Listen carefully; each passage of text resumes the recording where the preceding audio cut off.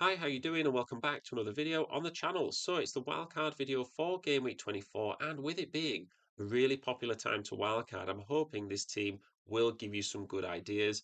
Likewise, even if you're just using free transfers, it's a really good time to use those as well. I am recording this video before Sunday's games have kicked off. As always, if there's any injuries, I will post alternative players in the comments, but I do discuss different options throughout, and I do make all my own charts as well. I'm only using data up until game week 22 because we're only halfway through game week 23 and I wanted to give all players the fairest reflection possible. But first, I just wanted to say a massive thank you to everyone who has supported and subscribed to the channel. Getting to 1,000 subscribers is such a cool milestone and something I never really thought I could achieve.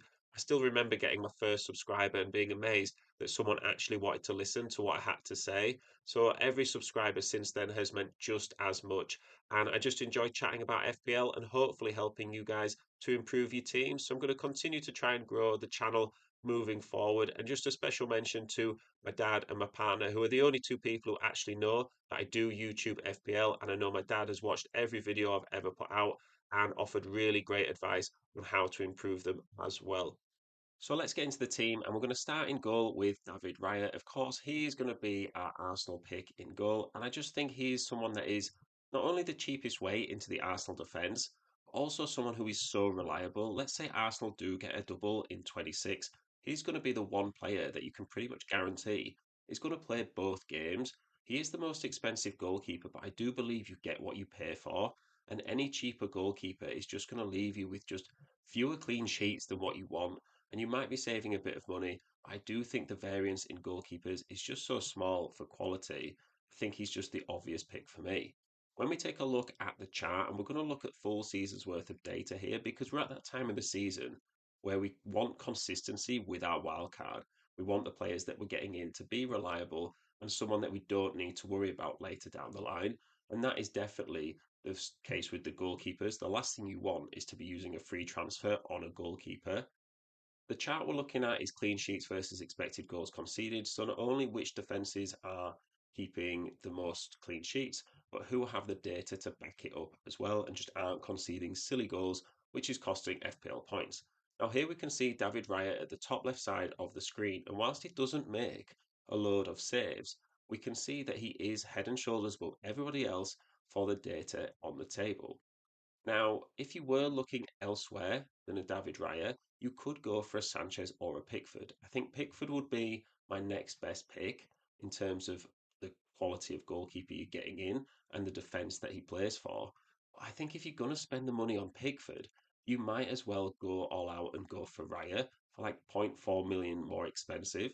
I know it will probably cost you like a Timber or something like that, but because Raya is 500,000 cheaper than a Timber, Timber has to get consistently defensive contributions or attacking returns to make him worth it over Raya. And I just think he's not going to do that consistently. So for me, it probably would be Raya over a Pickford, but Pickford second. And I would probably stay away from someone like a Sanchez for Chelsea because we just don't know if it's going to be him or Jorgensen that's going to be the long term starter. And it might well be Sanchez, but do you want that headache or that risk that if it ends up not being Sanchez, what are you going to do in that situation? Now, there are a lot of people that are considering goalkeepers such as Kelleher, Verbruggen, even Petrovic from Bournemouth. But for me, it's just not worth the risk. I think you're going to be getting, yes, a cheaper goalkeeper, but we don't necessarily need to be saving money in our teams right now. There's not a lot of expensive players that we want, and there are some expensive players that you might own that you could very easily sell to free up some cash, and therefore you don't need to save on a goalkeeper. I think if you get one of these ones, you are probably just going to find your goalkeepers, whilst they might make more saves, just stuck with 2 to 3 points every week. So moving on to the defence, and I've decided to highlight Chalobah here. Now, in my own team, I've actually gone for Reece James, but it's not necessarily the case that I would recommend going for Reece James on a wild card. It kind of depends what you want from your defenders and how the rest of your team are set up as to how many risks you can take, because Reece James definitely has the bigger upside, but also has a potential minutes risk. Chalobah has better defcon and more secure minutes. So if you want the safer pick, you probably want to go for Chalobah. Interestingly enough, there's only 0.1 million difference in price between the two of them. So it really is up to your personal preference as to which way you want to go. I've also gone for Mukiele and Senesi, who are both actually in my own FPL team as well as Gabriel, to be fair. I think Senesi and Mukiele just offer great defcon, and when Mukiele's playing at right back, he also offers good attacking threat, and Senesi offers attacking threat of his own, and starting with basically two defensive contribution points every game week for Senesi, I think his baseline points are just fantastic. Bournemouth also have good fixtures coming up, and when Sunderland at home, you probably won't find a better defensive player than a Mukiele. Now, Gabriel is also in the lineup, and I think you'll struggle to find someone who is suggesting wildcard players and not suggesting Gabriel. He's gone up to 6.9 million, and I think if you don't own him, I still would get him in. He just is the best defender in the game, all round for attacking threat. And Arsenal just keep so many more clean sheets when he is in the team. I've also gone for Munoz, and I think if you're wildcarding, you are limiting your flexibility moving forward. You're not going to have that opportunity to make a load of transfers at any given time when there's blanks and doubles, and other people might also be using their wildcards later in the season. So that's why I think it's okay to go for someone like Munoz, who's a player that, when fit, you probably do want in your team. It's a little bit risky because we don't know his injury status yet. He might be playing this game week, but it remains to be seen. But when he is in the team, not only are Palace better because he's provides defensive cover, but he's also a huge part of their attack. So the first chart we're going to look at for defenders is the attacking side, so goal involvements versus expected goal involvements. We can see the line of best fit here, and if a defender is below the line, then they're underperforming their data, they're not getting as many attacking returns as they should. And if they're above the line, they're overperforming their expected data, they're getting more attacking returns, and sometimes that does level out over a longer period of time, but it can, with good fixtures, be maintained.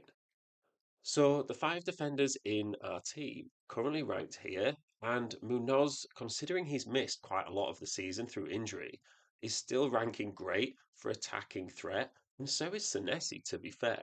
He's pretty much dead on the line. You could make the argument that a Munoz, because he's overperforming his data, is that sustainable? Might he have a drop off? Whereas Senesi, because he's on the line, it suggests that he's exactly where he should be, and he's offering a load of attacking threat. Now, Gabriel is also someone who has missed time during this season. So if you imagine that he played every game, he's someone that probably would be further up this chart. And a bit like what we said with Chalobah, he's not got the same attacking threat as a Reece James, who's at the top of this chart. But I think he does offer more defcon and more solid minutes, and the same for Mukiele. So this chart for defenders is showing the defensive side of the data, so clean sheets versus expected goals conceded per 90, which defenders are not only keeping the chances of the opposition down to a minimum, but are also not making daft mistakes and therefore keeping clean sheets as a result. Well, we can see on the top left side that all of the Arsenal defenders are basically grouped together, and you might make the case as to why you're not putting in one of these instead of Raya. So we have Gabriel in the team, but why not a Timber? And I just think for goalkeepers, the variance and the spread of options is a lot smaller than defenders. You can find good value defenders that are going to get you defcon and clean sheets, and I think you can still buy into that Arsenal defence by taking up that goalkeeper slot. Now, the other four defenders from this team are currently placed here on the chart, and we can see that Chalobah, again, like what we said with the minutes and reliability, when he plays for Chelsea, they're more likely to keep clean sheets. And we can say the same thing for someone like Munoz. Because he's missed a big chunk of the season, he's still kept 7 clean sheets for Crystal Palace, showing his value on the attacking and defending side of the ball. Elsewhere, we've got Mukiele and Senesi, and they're playing for teams that aren't going to keep a ton of clean sheets, but what they will offer you is that security of minutes and that security of DEFCON. So they're not doing terribly in terms of the data. They're kind of just in the middle of the group. But I do think that they're really worth it when you compare the prices of other defenders around them and their security that they're pretty much going to start every single game. Onto the midfielders, and I've highlighted Ndiaye from Everton here as the player, and I just think he's a really good, underrated pick right now. He's missed a lot of game time because he's been at AFCON, but at only 3.9%, ownership and 6.2 million priced. I think he's someone that's just going to go under the radar. Everton have been struggling a lot attacking wise recently, and Jack Grealish is now out for a while. So I think Ndai will come back in and he'll still be on penalties like he was before. The fixtures look pretty good. Elsewhere, I don't think you're going to find a wildcard team this week that won't include Bruno Fernandes. 9.3 million, he's only going to go up in price. I think if you're wildcarding, you get him in now and then you just take the price rises rather than wait any longer. And if you're on a free transfer as well, I think he's totally worth the risk just making the move early this week. The same sort of thing for Declan Rice. I think whilst a lot of people are still on Saka, myself included, I totally understand why a lot of managers are going for Declan Rice. He's about 3 million cheaper than Saka and offers quite similar output. And Enzo Fernandez is just the Chelsea player to get in. You could go for Cole Palmer, but I just think he's about 4 million more expensive than Enzo Fernandez, and we don't know where we stand with Cole Palmer and his minutes. On the bench, I've got Kevin Schade. I think he's a really underrated pick as well. Someone who's been getting great data so far this season. Dango is coming back for Brentford, and that could have an impact on his minutes. But we know Kevin Schade has some good output and also has like a high ceiling potential. He scored a hat trick this season already, and I think somewhat he's someone that we know can perform well, especially when playing at home. So on to the first chart for midfielders, and again, I've got goal involvements versus expected goal involvements and the line of best fit here. The five midfielders in this team are currently placed here on the chart, and we can see that Bruno Fernandes, even though he's missed a bit of game time, is head and shoulders above everybody else in terms of attacking output. He's also quite close to the line of best fit as well, which shows that he's not massively overperforming his expected data, and the actual results he is getting are quite sustainable. You could also say the same for Kevin Schade and Ndai, who are pretty much dead on the line, and therefore, because this chart is from the whole season, I would expect them to maintain their output. But look at Iliman and Ndai, and you might say, well, he's quite far down. He's just in the middle of the group, generally speaking, for players. But then you take into account that he's missed quite a lot of games, and you would expect his output to improve even more. Now, Enzo Fernandez and Declan Rice are kind of opposite players in the sense that Enzo is still underperforming his data, and Declan Rice is overperforming, but I think both of them are still really good. Enzo Fernandez, we know, has a lot of output and has just been misfiring. Chelsea's good fixtures could really help him capitalise on that. And then Declan Rice, he has that set piece threat. He tends to be taking a lot of corners and free kicks for Arsenal, and it just gives him that extra dimension to points. Someone like an Antoine Semenyo is still worth considering in your team. I think even though he's moved to Man City, he's not currently registered with the Champions League squad. So we know he's going to play a lot of minutes in the league, and he's probably tied up as well in other cup competitions. So I think he's someone that you can get in safely, knowing that his Premier League minutes are quite secure. And then I also just wanted to touch on Bukayo Saka as well. If you weren't too keen on Declan Rice, I think Saka is a good player and a good FPL asset. He's someone that if you do have a bit of extra budget, I probably would prefer him to Rice if price wasn't an object. I just think Saka is a better FPL player long term. I do understand why you would go for Declan Rice. I think the argument that you would save money is a good one, but it also depends on if you're actually going to spend that money on anything.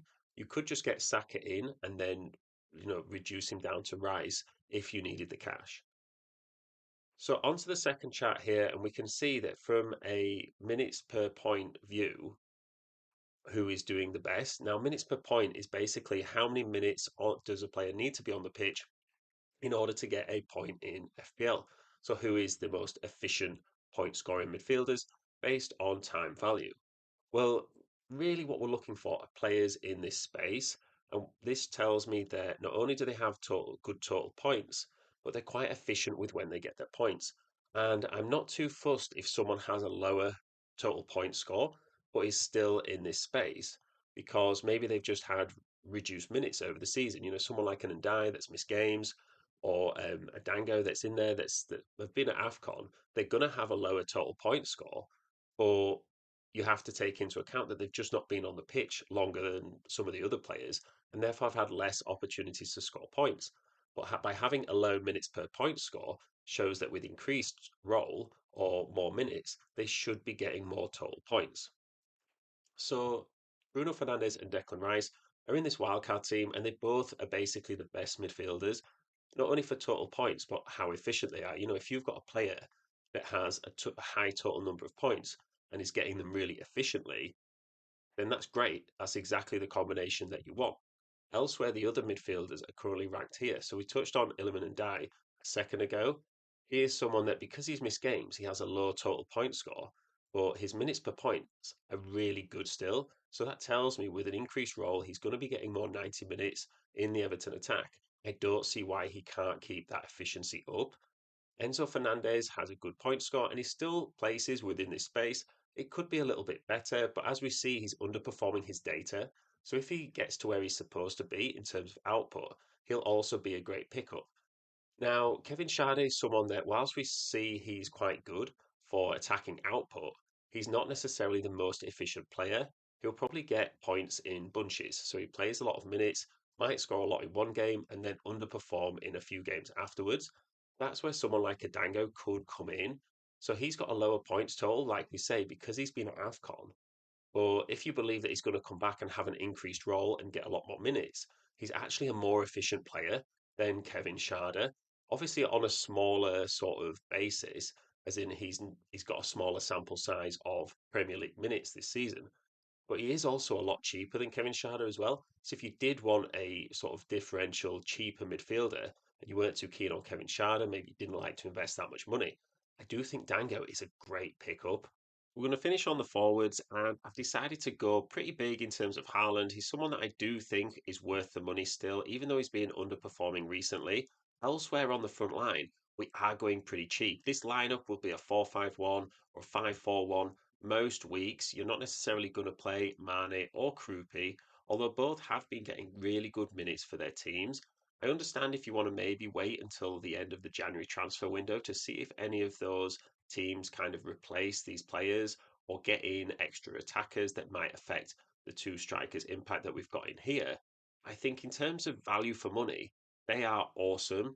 And I really don't see a ton of value elsewhere in the forwards. We have been just chasing our tails a little bit, trying to get in the best strikers. And when you get in one, the striker you've just had start scoring, the one you've got in stop scoring. And I think you just kind of forget the issue and solve yourself the headache by just going cheap, starting Haaland and investing the money into midfield and defence, where points are a bit more guaranteed and there's more routes to getting them. When we take a look at the chart here, total points versus minutes per point, we're going to once again look at how efficient the forwards are. Now, of course, Haaland has the most points, and not only that, he's pretty much the best striker at getting points quickly. So it takes him less minutes to get a point than pretty much every other striker.